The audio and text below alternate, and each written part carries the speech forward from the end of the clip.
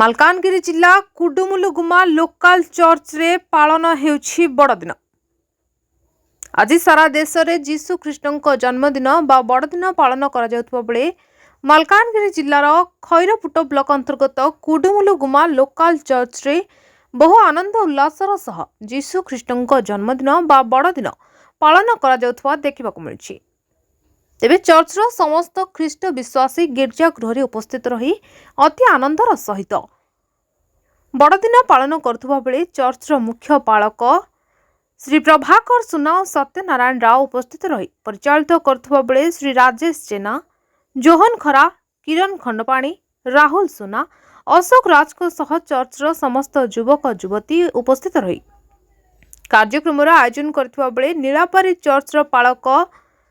ଜେନା ଚିନାମ ଏବଂ ରିଚିଂ ଏଣ୍ଡ ସୋସାଇଟିର ପାଳକ ଦିଲ୍ଲୀପ ବାଘ ଚର୍ଚ୍ଚରେ ଉପସ୍ଥିତ ରହି